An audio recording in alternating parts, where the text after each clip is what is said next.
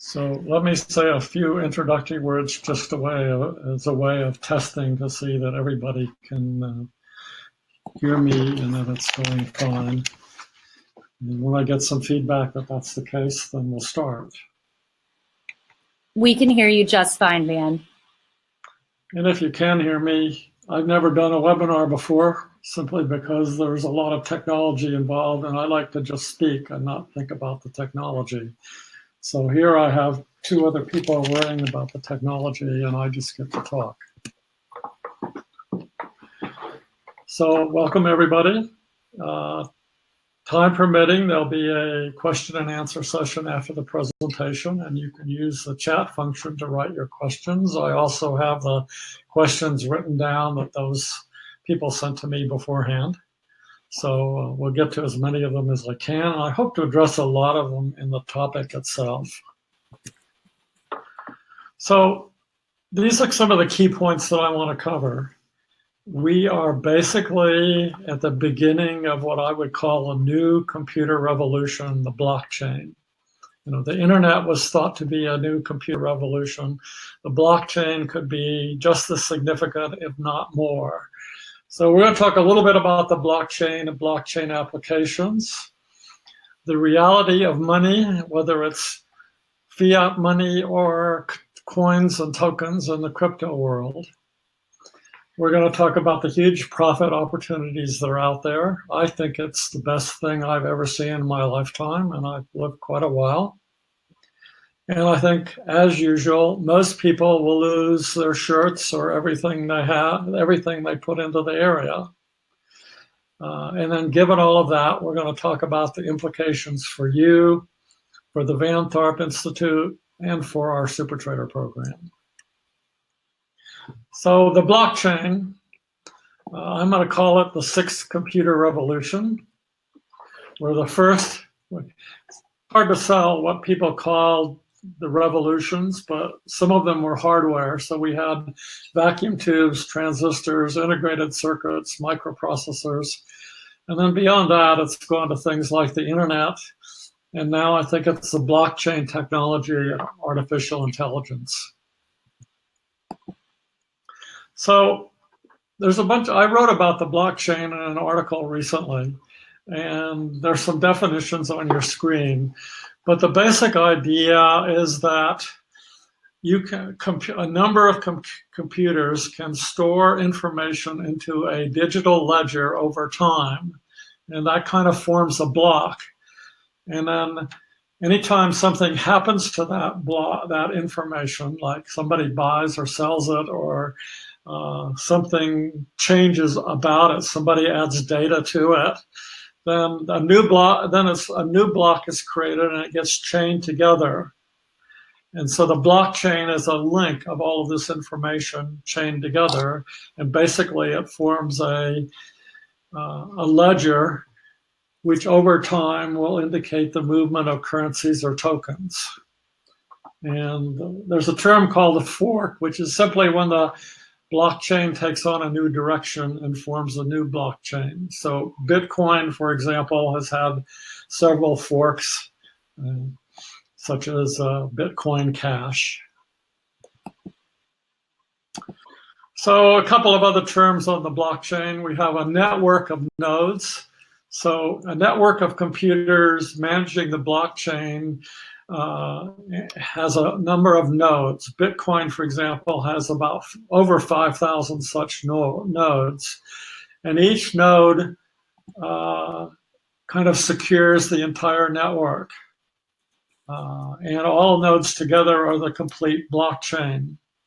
And the reason this is interesting is because to overtake the blockchain, you'd have to capture and control a majority of those nodes. But the nodes are thousands of computers, maybe millions in some case, all over the world. And you'd have to be able to overtake a majority of them to get control of the blockchain. So there's also a consensus mechanism. I wrote about this, and there's various consensus mechanisms, but this is how the computers reach some agreement about what information is correct and should go in the blockchain, and who gets to create the next block. In Bitcoin, for example, the fastest computer gets to create the next block, or the one that solves the algorithm, and thus it gets to create a Bitcoin.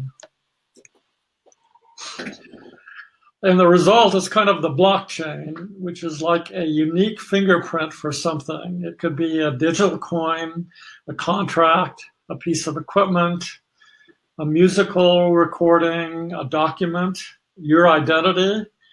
They're thinking about, maybe even gold could be put on the blockchain if you could uniquely identify a bar of gold, an item of food, anything in a business that could be traced over time. So it can track anything that happens over time without error and without susceptibility to fraud. So let's talk about some interesting blockchain applications. And I think hopefully when I explain this, you'll understand why this is the future. So we need the blockchain because of hacking. And I think the major way wars are carried on these days is through the internet, with hacking and getting sensitive data and things like that. How can you control somebody else's economy by taking over the internet and doing nasty things to them? So here's a good example. Homeland Security uses drones to find drug smugglers. So these are about $250,000 drones. The drone goes over to the border, flies around the border. The smugglers see the drone. They hack into the computer GPS of the drone, redirect the GPS. The drone flies off someplace else until it gets out of range of the hackers. Then it realizes it's out of range, or it's not where it should be. It goes back. Then it gets hacked again. The hackers send it someplace else. And eventually it runs out of fuel and flies back to its base, having wasted its time. The CIA, NSA, FBI have all been hacked, and they have great hacking information and ways to do it on their own. Well, all that information's been hacked and released and sent out to the places that we as a government wanted to hack, and now they're using it against those very same agencies. So you already know about ID hacks, thefts of social security numbers, computers being hacked with ransomware, and then people demand they be paid in private cryptocurrencies to release the computer. And then there's all kinds of legal contracts, like real estate. Takes a long time to verify and do a title search. If that title's on the blockchain, it would be instantaneous. So Bitcoin was actually the first demonstration of the blockchain in action. A group of individuals who didn't know each other, who had never met, created an online system where cooperation was actually more profitable than cheating. So they cooperate, they make good money through manufacturing Bitcoin, and it would be way too expensive to hack and try to take over the blockchain, because as I said, you'd have to take over 51% of the computers. So more applications for the blockchain. You can get a unique fingerprint for each item on the Internet of Things to prevent hacking. So, how do you hack into the CIA or the NSA? You do so by finding some obscure piece of equipment that's somehow onto the Internet and get into that, and then get in the back door of all their computers and things. If that item has a unique fingerprint and it's checked regularly by the blockchain, nobody's going to hack it. Documents become secure. Smart contracts eliminate many of the things that attorneys do. A title search is no longer necessary because the property is on the blockchain with all the transactions. You know who owns it, you know its history, and as soon as you buy it, your transaction is recorded on the blockchain. Mass storage of data. So things like Dropbox will become obsolete, because what will happen is this, and a thing like Dropbox or Google Docs or whatever, all of that can be hacked because it's at one central location. But think about all your data being stored in hundreds of computers all over the place. You'd have to hack a majority of them to be able to get access to it. Any node would get access to some, but you couldn't get it all and do anything with it unless you controlled a majority of it. And not only that, you're not paying for 50 gigabytes of storage, of which you've used 5, you're paying for the storage you actually use. So, I mean, these are just some of the things that are coming along. So your unique identity. So you are uniquely, can be measured by a retinal scan and a fingerprint. That could be located on the blockchain. Totally eliminates the need for social security numbers. There's a company right now that's going to do this with a Japanese social security system.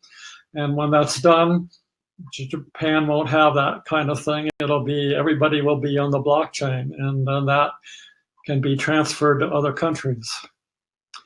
Now, money is another one, and it's the one most people think about because of a thing like Bitcoin, but the money is decentralized.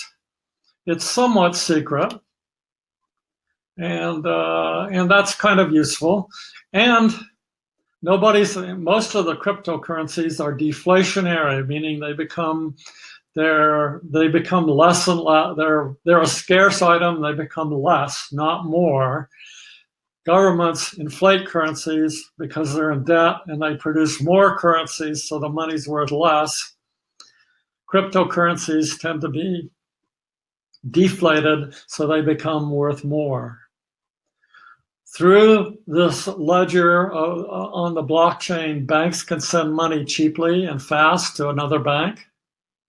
And you get a totally accurate record keeping of any sort, verified by multiple computers. So I heard a story once about a manager at a Walmart store, and he was wondering where a particular bag of oranges came from. And they managed to track it down, but it took 7 days to figure out where that bag of oranges came down. That bag of oranges can have an ID number and be part of the blockchain, and you'd know where it came. You'd know every place it went to instantly, which means if it's tainted in some way, you have a complete record of it. A business owner can instantly track the source of anything in their inventory and know where it came from. That's what's going to happen on the blockchain, and why it's so very, very important. It's going to change everything. It will have as big of impact on life as we know it as the internet has ever had, maybe more so. So next I want to talk about what's real money. Is anything real money? So we have kind of things that the government calls a legal currency. It's now called fiat money because it's typically not backed by anything. For example, our government will issue debt and then back the currency by its debt. So, okay, we're going to spend $1 trillion here. We'll issue some debt and use that to back our currency. Now, is there anything real about that? No, it's money invented out of nowhere. The government can manipulate it by inflating its value so it buys less and less. And that way, the debt is worth less and less, of course. And it has no value except that the government says it has value. But people believe it because they believe that what the government says is true. And it doesn't even have any utility except its financial value. $1 is worth $1, what people agree to, and we agree to exchange it as a means of currency. So the blockchain was really started by people figuring out how to invent a technology behind money. Again, it's invented out of nothing. The value of the cryptocurrency is determined by the people who agree on how much it's worth. What will people pay for it? But it also, most cryptocurrencies have some inherent value as data or potentially as a powerful computer tool, which fiat currency doesn't have. And it's interesting because there's actually a crypto coin made up based on the US dollar called a tether, because it's tethered to the dollar, and it's worth a dollar. It stays worth a dollar. And I've seen several articles about how this is probably a scam, and it's a way the crypto world can invent dollars out of nowhere and use it to jack up the price of Bitcoin. So let's look at just Bitcoin as money. So Bitcoin has value because it's scarce, it's costly to make. A computer has to solve an algorithm, and it uses up a lot of electricity to do that. In fact, it's one of the drawbacks to Bitcoin. Right now, the Bitcoin miners use about 0.15% of the world's electricity to make Bitcoin. And by 20 years from now, when the last Bitcoin's manufactured, it could be more like 15 or 20%, which is one reason I think Bitcoin won't continue as the major currency. The other thing about it is Bitcoin is basically the currency of the crypto world. You don't buy cryptos in euros. You don't buy cryptos in dollars. You buy cryptos in Bitcoin.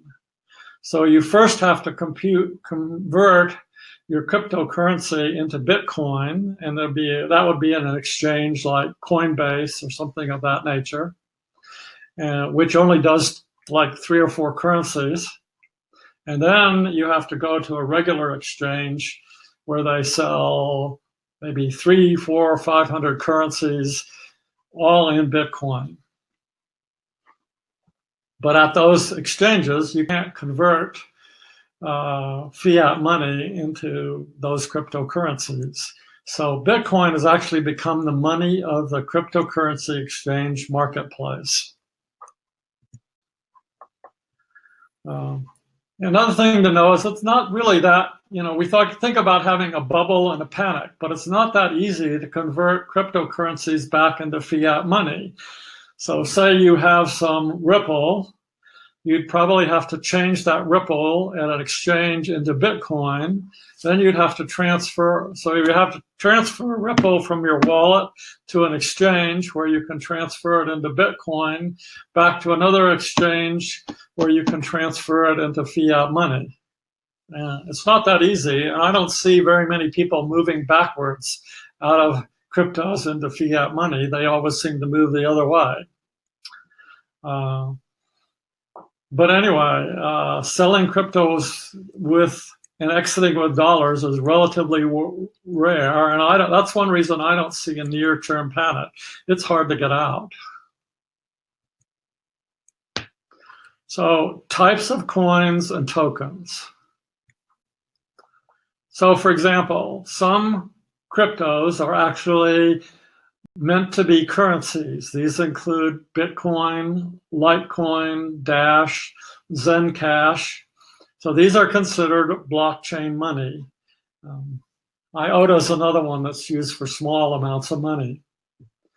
So then there's something called the utility token. Ether is an example of a utility token, and it's required as payment to do a smart contract. So as an example, I own a Tesla. Now, if I had a coin that represented the Tesla itself, that would be a currency, or at least an asset token. But I could say, okay, I have a token that says you can drive my Tesla for 10 minutes. That would be a utility token. So you wouldn't own the car if you spent the token, which means the token would disappear. Then you could drive the car for 10 minutes. And I don't have one of those coins, by the way. So an asset token is similar to currencies, but here the token represents some sort of product or assets. So in the future, for example, gold could be represented by a token. This would be possible if you could tag a unique fingerprint for, say, a gold bar, and I guess they do have serial numbers, or a particular gold coin. Well, here they're just going to have a date on it, and it's less likely to have a way to tag it.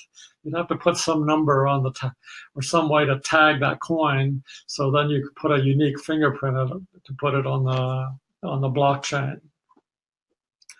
There's also equity tokens. So at one time, and now still quite a bit, but not in the US, it was thought of a new way of funding and founding companies, because you can get crowdfunding sources, raise $50 million in a month by introducing some new token.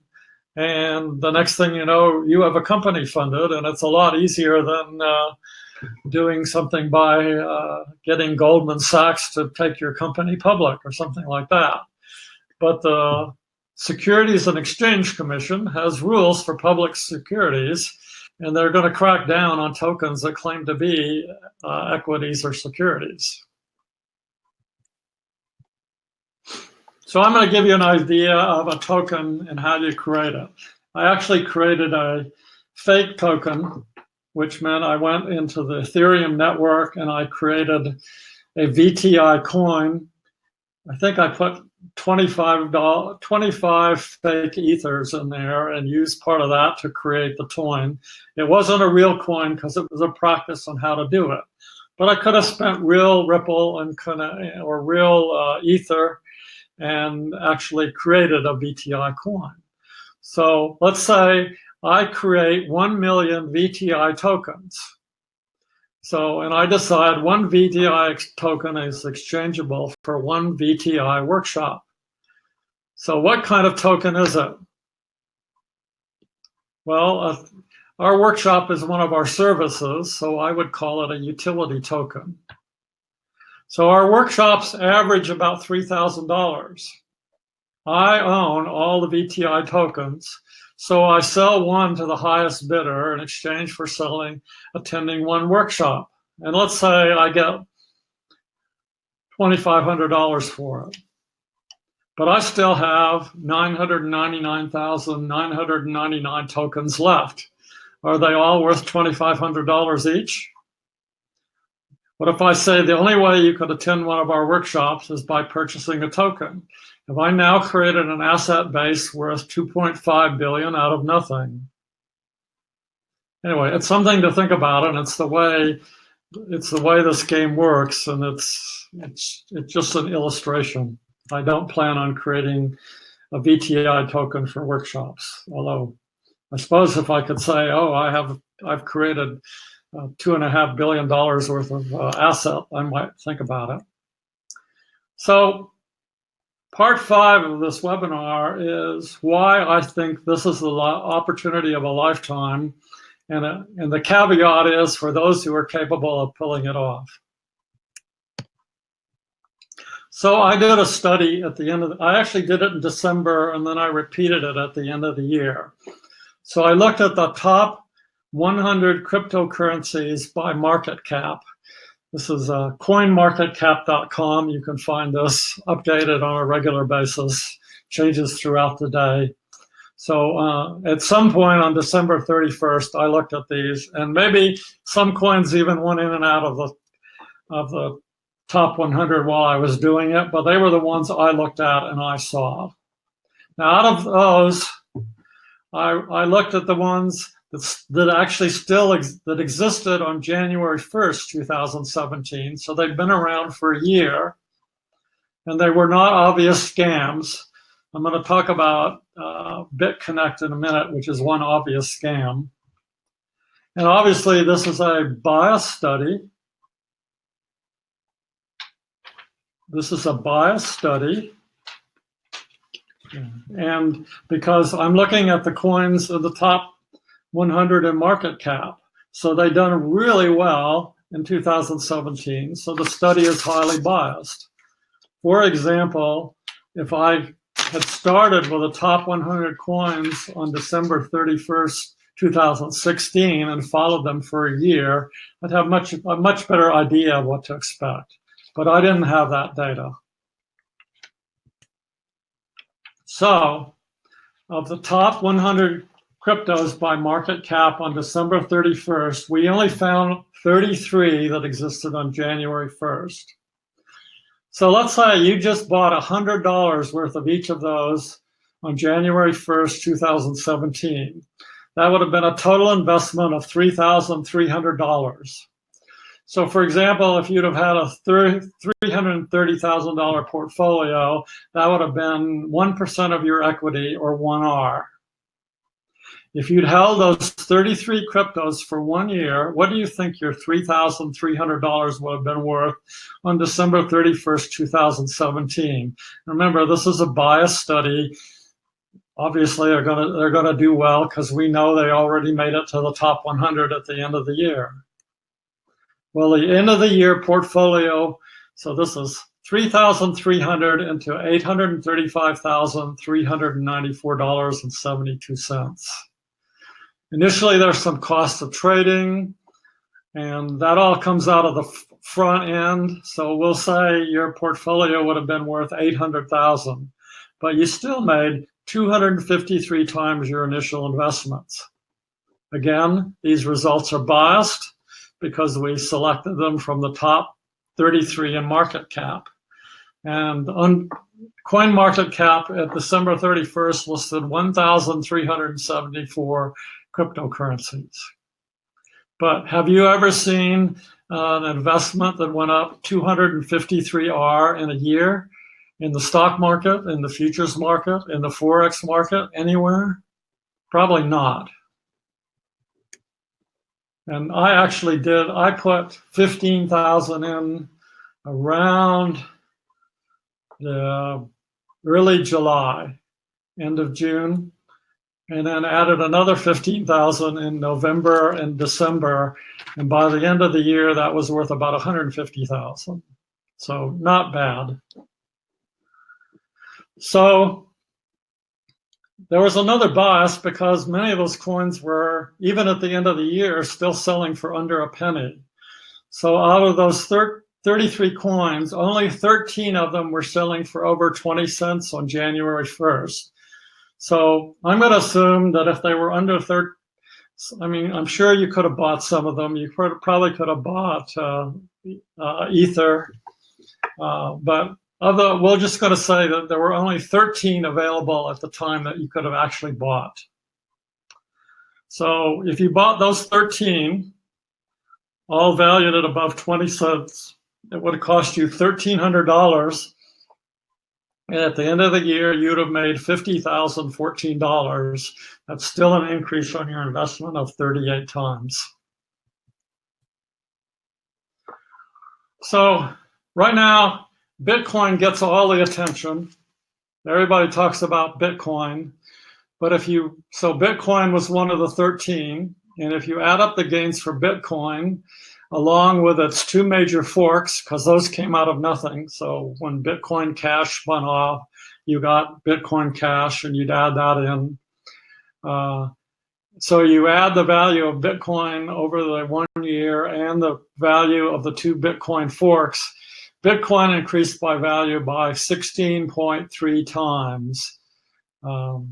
So it was one of the worst of the 13.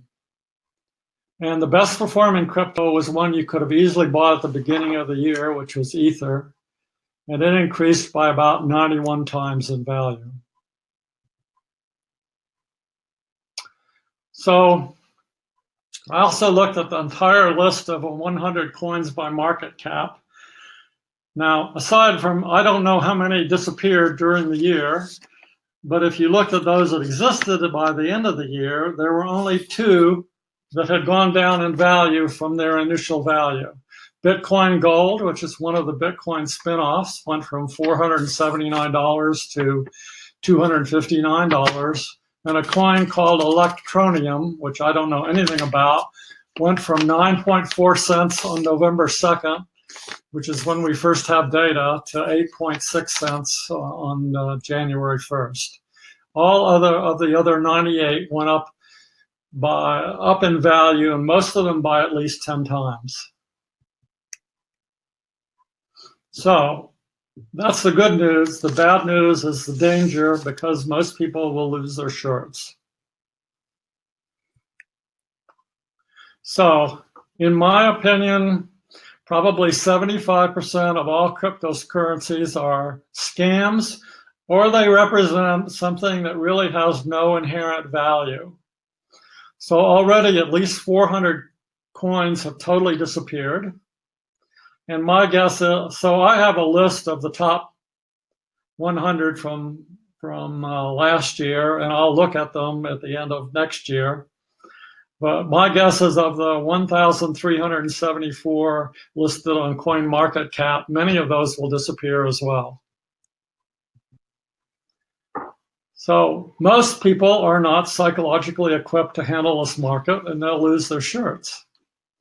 So Bitcoin is a rarity. There are, since 2009 when it started, 16 million Bitcoins have been mined. And by, I think, 2041, there'll be a total of 21 million when the last Bitcoin is mined.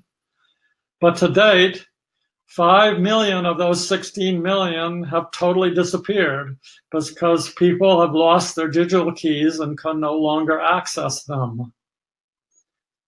So they're just gone. And where do they go? They went into cyberspace someplace. They're in the internet. If they had their secret keys, they could get them back, but they don't. And those secret keys are like at least 32 digits long, with 64 possibilities for every 62 possibilities for every one of those 32 digits. So that's a huge number. You're not going to invent it randomly. Another thing that I came up with, they did a study of those who bought Bitcoin with credit card and found that 20% of them didn't pay off their credit cards at the end of the year or at the end of the month. So they're actually buying Bitcoin with borrowed money. That's really, really dangerous. So let me talk about BitConnect, which is everybody rates as a scam. I think one company called it the Bernie Madoff of cryptocurrencies. So it did start in early 2017, and it was at 16 cents. And it went from 16 cents to as high as $445. So absolutely the best, probably the best performing coin. It claims to pay 40% per month. So if you invest in BitConnect, you get 40% per month in extra coins in addition to the appreciation. As far as I know, I haven't seen it on any exchange, so it only trades at the BitConnect site. So it's not on any open exchange. Originally, people were using BCC for Bitcoin Cash. BCH is Bitcoin Cash, but it had that confusion. And it's currently, at least when I wrote the slide up, it'll vary by 5 or 10 every week or so. It was currently number 19 in market cap, and investors had put about 2.7 billion into the scam. And I'm just saying it's out there. It's a US company. I think it's based in Texas. They've been trying to shut it down, but so far, no luck. So why most people will lose their shirt? Well, historically, 90% of all traders lose in any given market. And the crypto market's probably one of the most dangerous of all. Somebody in questions asked me, well, what's the best broker? Well, there's no brokers. There's just crypto exchanges. And the crypto exchange, they're all swamped. Customer service in the field is very, very poor. For example, I made a mistake when Bitcoin Cash first came out of sending my Bitcoin Cash to Poloniex, and I accidentally sent it to my Bitcoin account. Well, it disappeared, of course, because I sent it to the wrong account, but it is possible to recover that. So I told them about it. It took 9 weeks to get a response from customer service about it. And whoever did it just closed the case and didn't even reply. So I then responded again, you guys can recover it because here's all these cases of people recovering it. They said, we're sorry, we'll look at it again. And it's probably on another 9-week service to get it out.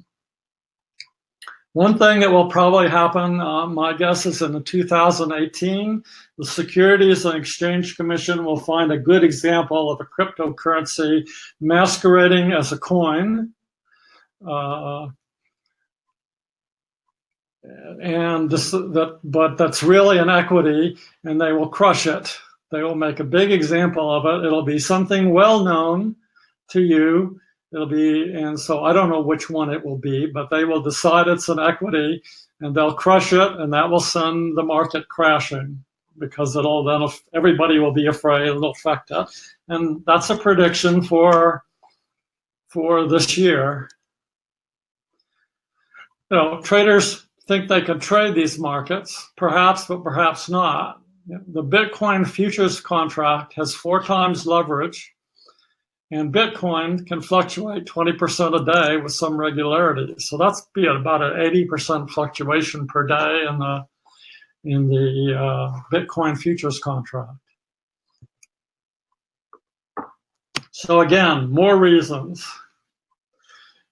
I would describe buying and selling cryptos right now as like living in the Wild West. Everything is priced in Bitcoin, which really does make Bitcoin money. But each exchange sets its own price for Bitcoin. The exchanges have seen 80% drops, but they've never seen a real panic. And I don't know how many exchanges there are. Let's say there's 20 exchanges. Every exchange will have a different price for Bitcoin, and it could vary a lot. The South Korean exchanges, for example, could price various cryptos at 20, 30% higher than their counterpart in the US. And you'd think that would be a good arbitrage possibility, but my understanding is that it would violate North Korean law if somebody was trying to do arbitrage on that. So it's a Wild West. The markets are ripe for manipulation. It just takes a really few big stakeholders to manipulate the price. And then there's always the factor of big money, banks, governments. Right now, they don't find it very threatening because it's too small to bother with. Maybe the whole market cap is way less than the market cap of Apple. So it's not something that's the governments are really bothering too much about, but they will soon, because it's going to get bigger and bigger. And what will probably happen is they're going to do they see this, I know they all see this as the future, and their job, as far as they're concerned, is to figure out how to take control over the whole thing. So they're going to tell you cryptos are in a bubble, cryptos will crash, they're not real money, and my guess is all of that is to keep prices down so they can acquire a lot at low prices. So don't be scared by what the talking hats or talking heads say. If Jim Cramer talks about cryptocurrencies being a bubble and something to stay away from, hopefully all of you have this great opinion of Jim Cramer and his ability to forecast things like that. So, other ways to lose your shirt. You could send your coins to the wrong digital address and they'd be gone forever. There's some ability to get around that because I've occasionally done that, and I'll get a message that this is not a legitimate address. So for example, if you left off one digit, you copied and pasted and you actually left off one digit, it wouldn't go to the wrong address. But as I said, I already sent Bitcoin Cash to a Bitcoin address and it's disappeared, and hopefully I'll get it back, but I don't know. Crypto exchanges are not regulated and they could go bust without warning. Now, a crypto wallet cannot be hacked without knowing the secret key, but the crypto exchanges can be. And they have been with some regularity. I think the North Koreans take some pride in seeing how much they can hack crypto exchanges and steal money and get around the blockades. If you store money on a crypto exchange, so you could buy 20 different cryptos and just keep your coins on that exchange. If that exchange gets hacked and they lose 30% of their money, you've lost 30% of whatever you stored there. So, and the last thing is that crypto transactions are complex. They take a lot of time. I'm doing this. My philosophy is mostly buy and hold, but it takes a lot of, every coin needs to typically go in a different wallet. It takes time to learn about all of those things. I remember at one point, one coin converted to something else, and then there was a page of instructions that was like 10 pages long about how to convert that coin to the new coin that was useful. And if I didn't do it right away, the other one would have just expired and disappeared. And I got through it, but I wasn't sure I would without losing it. So it takes a lot of time. I know of 3 crypto newsletters right now. They all charge around $3,000 a year. And I think their biggest value is the education on the transaction steps. But you can get most of that information for free.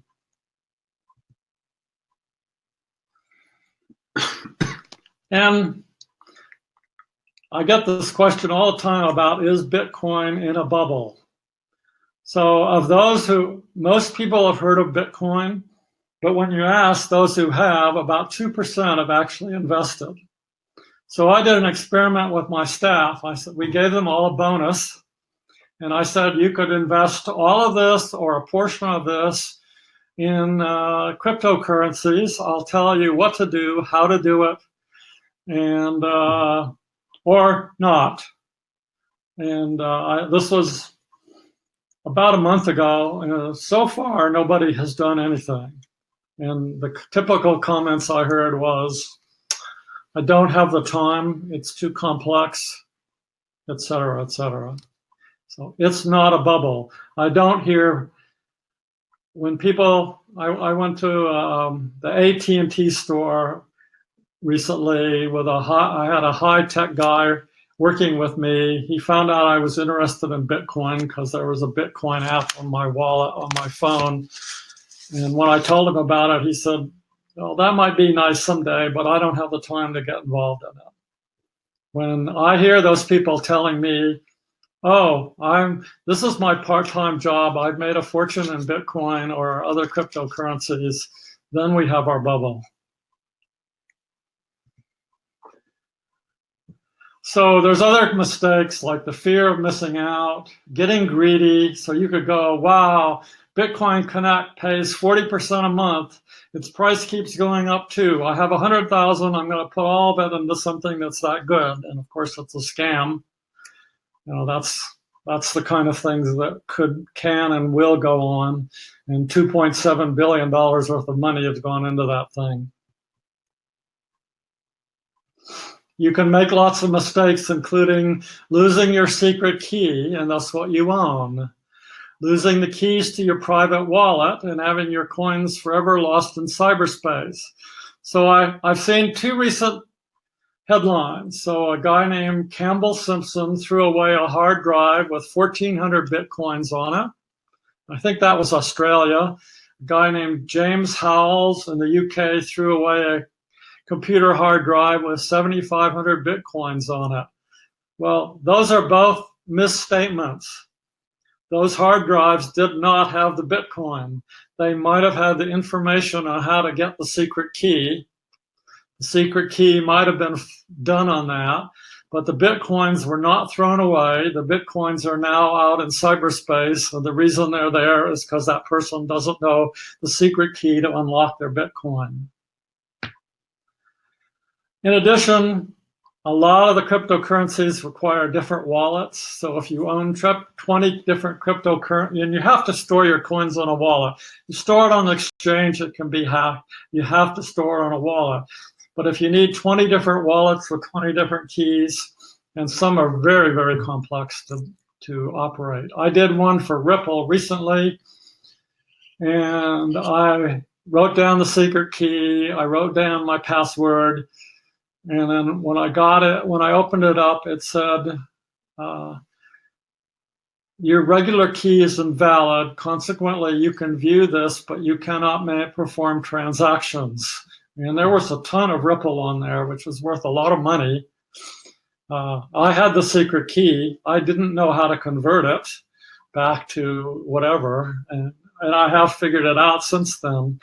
But, these are the kinds of things to come up with. And I just built a wallet and somehow the regular key was invalid. So you're going to get issues like this. Taxes. What about taxes? Well, I hear a lot of people of my European friends saying, oh, there's no taxes on this.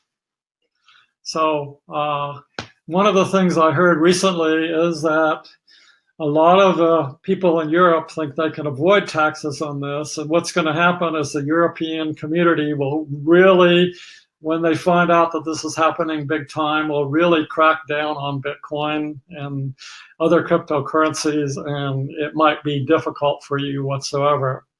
So I'm going to give you the US viewpoint from the IRS, and it's really backward. So the US, the IRS, and this came out in 2014, considers cryptocurrencies to be property. So I buy Bitcoin for, say, $5,000, and then I decide to convert Bitcoin to some other currency. Let's say I want to buy Litecoin. So I move it to an exchange and I buy Litecoin. Well, let's say the price of Bitcoin was $6,000 when I bought the Litecoin. I have just made a transaction in Bitcoin. I sold my Bitcoin for $5,000 or bought it for $5,000 and sold it for $6,000. Now, you can see how big a mess this is going to be because you have transaction fees moving it from wallet to wallet. Every exchange values Bitcoin at a different price. All I tell you in terms of what your other crypto is going to cost, they might say it's 0.032 Bitcoin, but you don't know how much you're paying. I typically go to CoinMarketCap to figure out the general price of Bitcoin to see if that's a reasonable number and do it that way. But the exchange has their own value that they set for Bitcoin, and it might not be the same as any other. And when you do taxes, you're going to have to figure it out. And they're not going to send you a report of all your transactions. You're going to have to figure it out.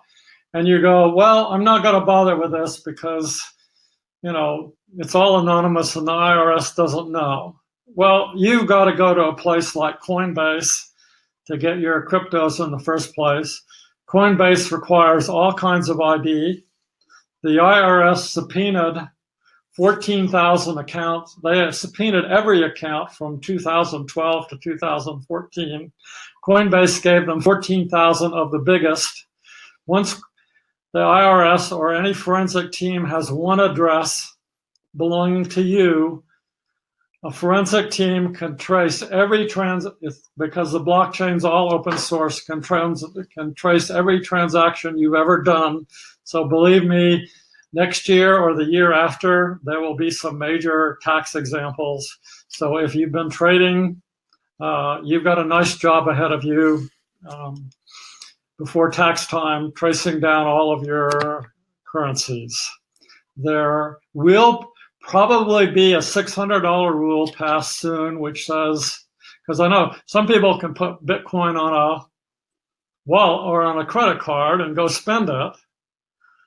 So you spend it for food and spend it for that. Well, theoretically, right now, you've got to, if you spend $26 on a meal, you've got to figure out what you paid for that Bitcoin and how much it's worth when you transfer it.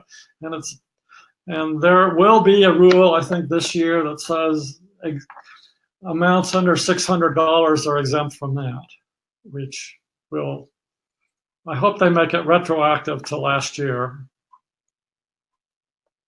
Anyway, any transaction you've held over a year is a long-term capital gain. Any transaction less than a year is not. And there's also some nasty worst-case contingencies ahead, like a solar flare could take out the electric grids all over the world. And if we move everything into cloud storage and the blockchain, everything would be lost. But nothing new. Everything was on the internet anyway, so it would wipe out trading as we know it. At some point, and probably within the next 10 years, there will be a quantum computer. A quantum computer could solve all the Bitcoin algorithms instantly, which would make Bitcoin valueless.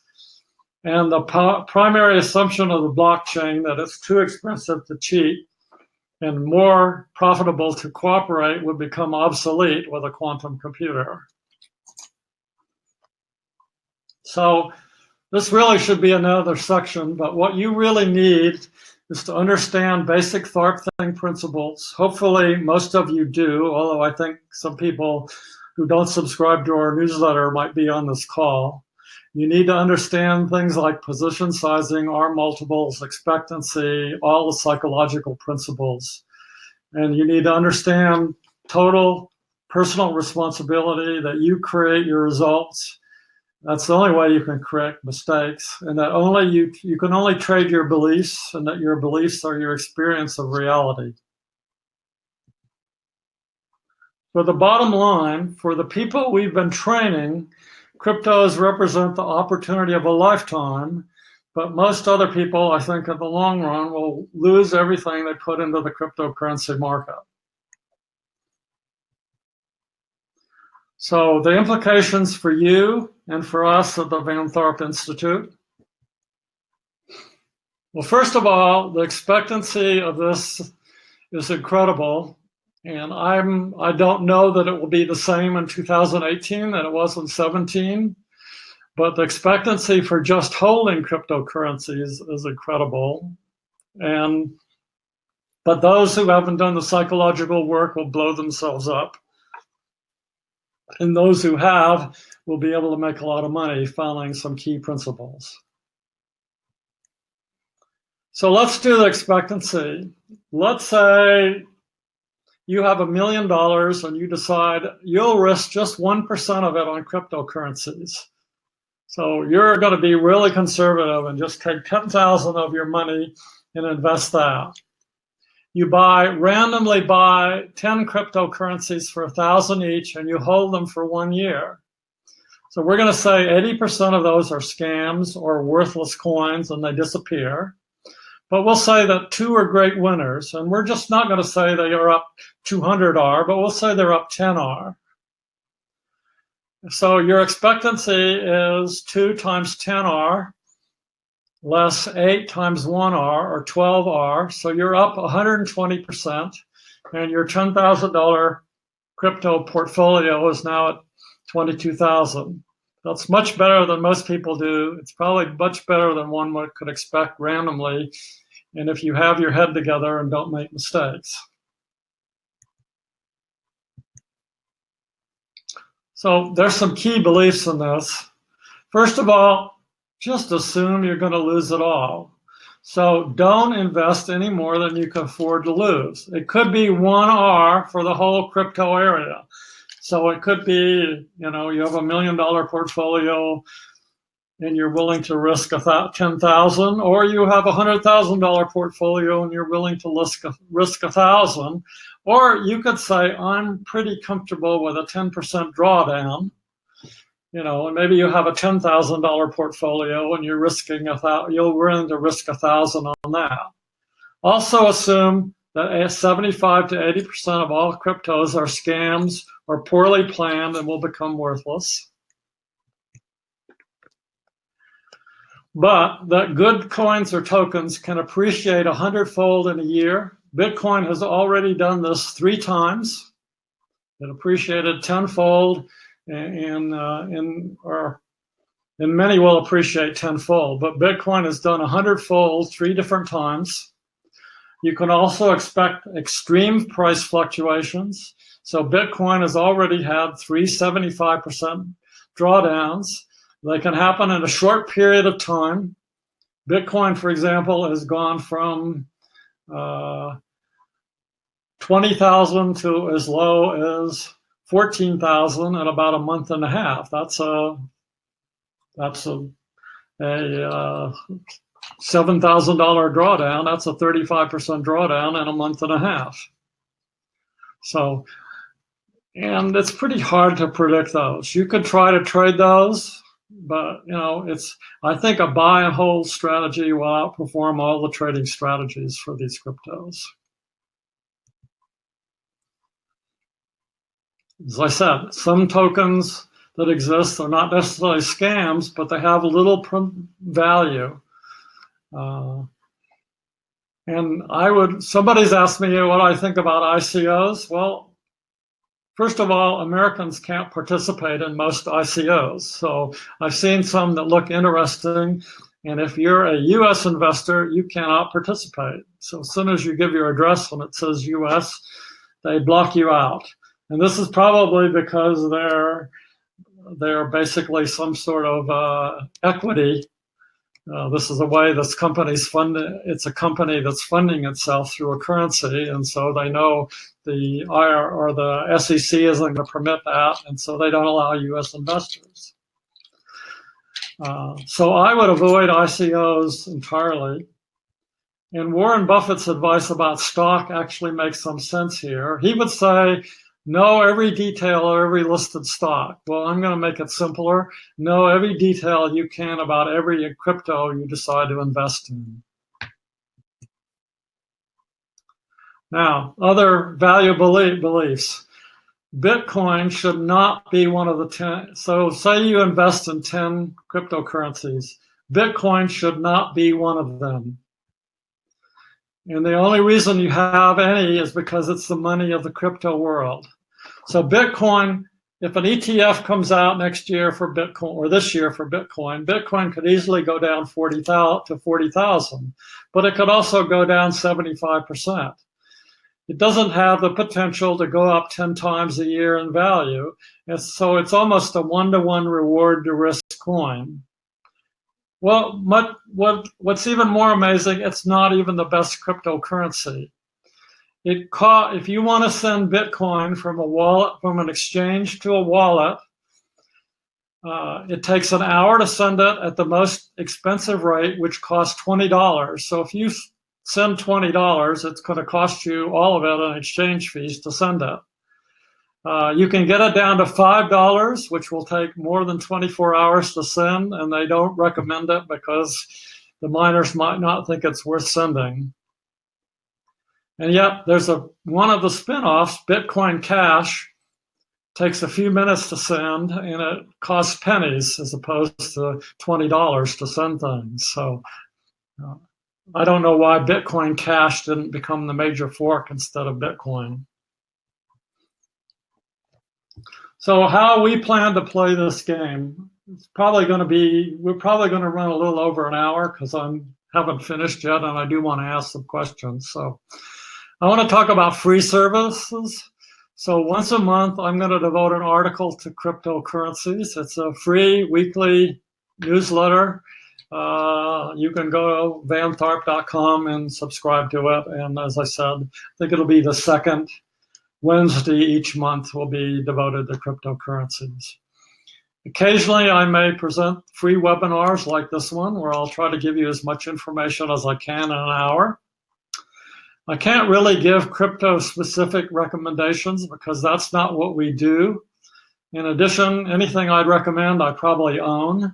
And so it's not really appropriate for me to drive up the price of what I already own. But I'll give you a viable crypto strategy based on the expectancy. So let's say you take whatever percentage of your total equity you're totally willing to lose, and we'll say that's 10%. Take that amount, invest it into 10 cryptos, and make sure they're in the top 100 in market cap. Now, my guess is the scams in the top 100 in market cap is much less than 80%. Maybe it's 25 to 50%, but that's just a wild guess. But it's better, 25 to 50 is better than 80%. And when you invest in a coin, do everything you can to find out about what it is you're investing in. Do your research, do your best to discover that it's not a scam. And let's do the expectancy. So let's say you lose everything which is 1R, on 50% of your investments, and we'll be really conservative and say you make 5R on the remaining 50%. So you have a system that will make you 20R or 200% on the year. And then rebalance the system periodically, maybe every 6 months or every year, using something that makes sense for you. For example, if you have a coin that's up 100%, you might want to at least get your original money back and maybe use that money to buy some of the extra money to buy another 10.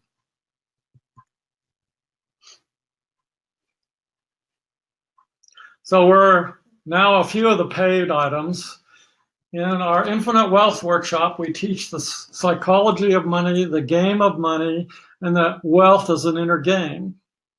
You learn the new game called the Infinite Wealth game. And what that is really when your passive income, and this doesn't necessarily mean passive income the way the IRS defines it, it means income that doesn't require much work, is greater than your monthly expenses. So then you're financially free. So if you have $7,000 a month in expenses and you have $7,000 a month coming in from, say, some investment that doesn't require much work, then you're financially free. We don't have a lot of we don't really teach strategies in that workshop, but I do one section on cryptocurrencies because it's a good example of how you create money out of nothing. And I could show you how it's possible to make 20 to 30% on a crypto investment, which will make you infinitely wealthy quickly.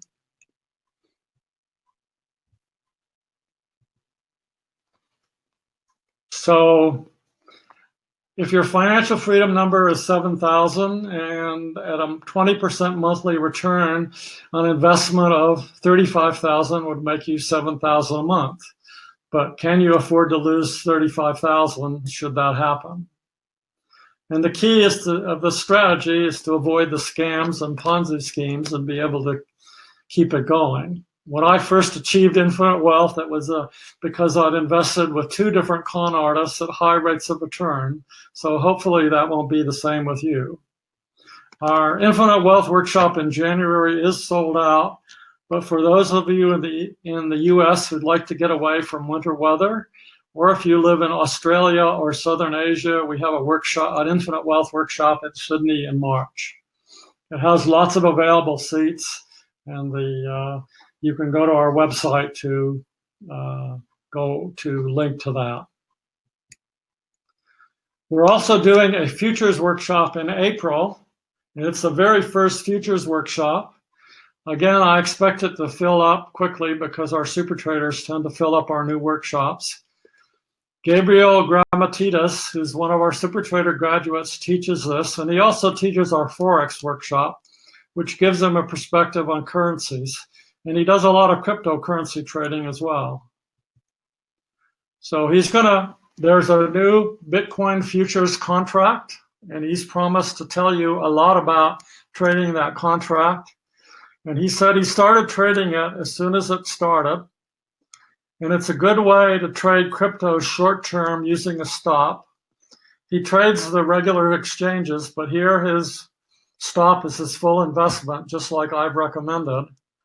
But he said all cryptos form a nice consolidation pattern, and in the upcoming workshop, he's going to teach you easy spot patterns on the 5, 15, and hourly charts. You can easily see them on the daily and weekly charts. Shorting Bitcoin futures is prohibited as the margin is 300%, at least with his broker. But once the margin goes down to normal levels, you'll be able to short or hedge your crypto portfolio as well. So that workshop has a lot of room in it. I expect our super traders to fill it up, but we've warned them about it and they haven't yet, so it's open. And what I'm really excited about is the implications for our super trader program. A lot of you have said you'd like to join the super trader program, but you can't afford it yet. And as part of the application process, we always want to make sure that you can afford it. For example, right now the program costs $60,000 for the first 3 years. And in the end of February, it's going up to $67,500 or $22,500 per year. So let's say if you had $100,000 in net worth, with liquid net worth, the program wouldn't make much sense to you because you'd spend most of it on the program. And I typically don't allow people to trade until they've done a lot of the psychological work.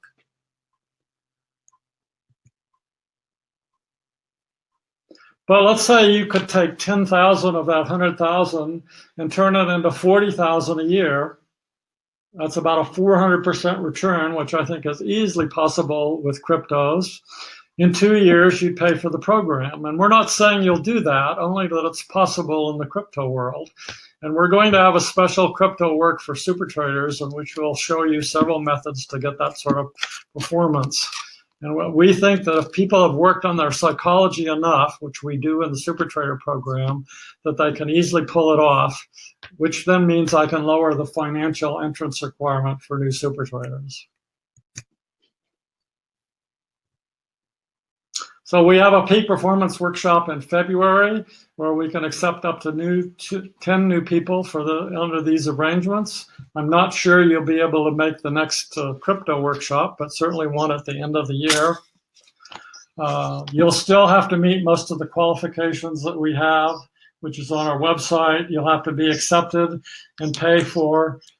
This says the first year, but we are going to require the first 3 years up front.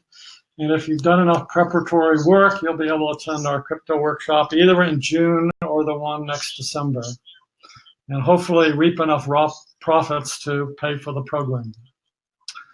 Recommendations. So stay away from cryptocurrencies if you haven't done enough psychology work and preparation. If you do the psychology work, then you can take advantage of the opportunity of a lifetime. If you ignore everything I say and decide to put money into cryptos anyway, risk only how much you're willing to lose, and certainly don't do it with borrowed money. And remember that you can lose everything you have in a cryptocurrency position. So our email, you can email me and it will get to me at van@vantharp.com. Our website is vantharp.com. Our phone number, fax number. And I'm going to spend about 10 minutes answering a few of the questions that have come in.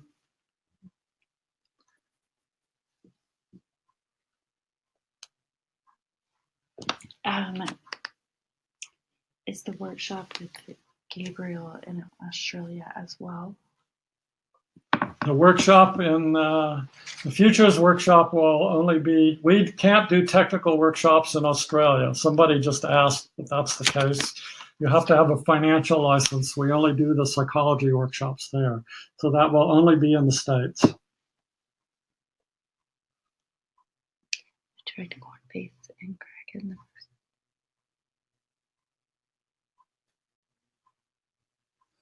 So, I mean, other people have asked questions about trying to get into Coinbase or Kraken, that one's offline. This is the problem you're having now. A number of the major exchanges, for example, for trading, are now offline. You cannot get into Beyonce, I think, or you can't get into Bittrex. There's a number of, they're so overloaded, they're closing the exchanges until I can handle it. And as I said, Poloniex, I think you can get into there for new things, but it just takes a while. You'll have to be patient and wait till these places open up. I have a couple of the questions that came in earlier.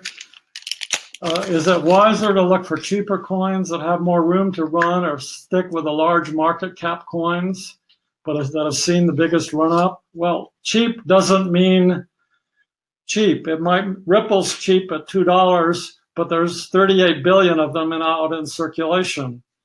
So cheap is a function of supply. Cheap is a function of demand. Cheap is a function of how good it is or how new it is. I would stick with the top market cap coins. Sources of information. Well, there's a lot of sources of information. I actually look at 3 apps. So there's BTC News, which is an Apple app. There's HODL, H-O-D-L, which gives you crypto prices, and you could select the ones you want. CoinMarketCap which isn't an app, but it tracks the market cap of all of these different coins, is an excellent one. And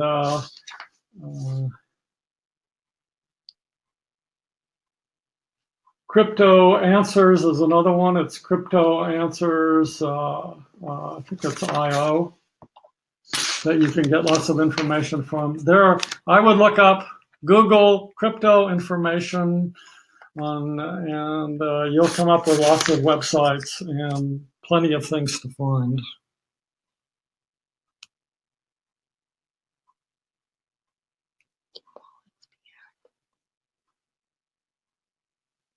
I'm never get wallets be hacked like exchanges. So questions have to do with wallets and hacking and exchanges. So always put your money on a wallet. And the wallet I most recommend is the Trezor. The Trezor, the controls are on your computer. All you do from the wallet, the device itself, is plug in your secret code. And you can hold, I think, there's 5 of the most common currencies there, plus Ether, plus Ethereum Classic, plus all the Ether tokens, which give you at least another 100. Now, the Nano Ledger has a lot more coins that you can put in, but everything's controlled from the device itself.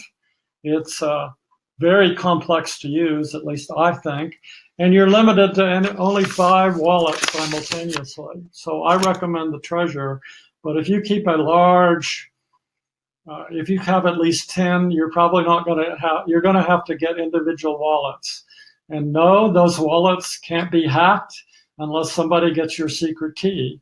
But if you lose your secret key, you've lost your money and you never get it back. This could be your last question. So another question is, why will the supply, if the limited supply of, why do I think Bitcoin will go up? Well, I actually answered that question. I said, stay away from Bitcoin because I don't think Bitcoin is the coin of the future. I think it's too expensive. It costs too much to mine. I think it has a limited potential risk to reward of 1-to-1. Bitcoin Cash, for example, is a lot better, and I think a lot of the other coins are a lot better.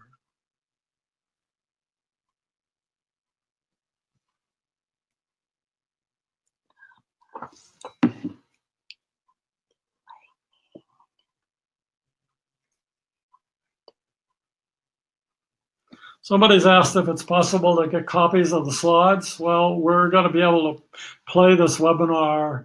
We're going to run it in a loop for a while, and then we'll probably turn it into a course or something. But for a while, you can watch this over and over again. And I'll answer 2 more questions.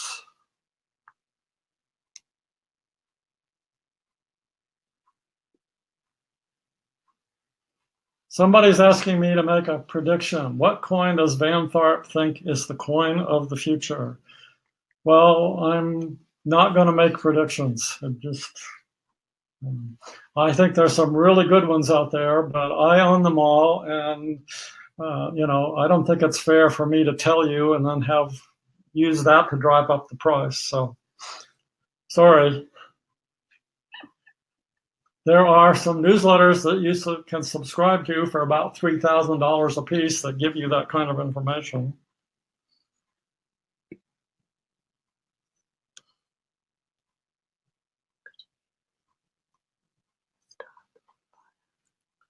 So a question is, how do you use a stop in a cryptocurrency world? I'm going to allow our super traders to come up with their own strategies where they trade it.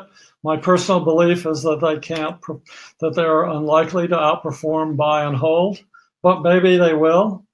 And as I said, Gabriel says you can trade the futures based on various patterns with a stop. So he'll be discussing that in his workshop. So we've gone about 15 minutes over with, more than I wanted. I hope I've given you a good insight to this. My bottom line message is, A, this is the lifetime of of a century. B, most people will lose their shirt. C, the big money out there doesn't want you to be in this. They see it as a threat, and they want to take it over first. So they're going to tell you all sorts of bad things about it. But if you just look at the news, you hear about this country is going to develop their own. I've heard Russia's going to develop their own cryptocurrency. Estonia's developing their own cryptocurrency. The Bank of England was thinking about it, and then they changed their mind. I don't think a company or a country can really afford to have a cryptocurrency because they tend to be, first of all, it's going to be centralized, not decentralized, so it won't work. And the good cryptos tend to be deflationary, and that's not what you want if you're a country that continually spends more than it gets. Thank you all. Have a nice day. Until maybe the next newsletter, this is Van Tharp. Good to be with you.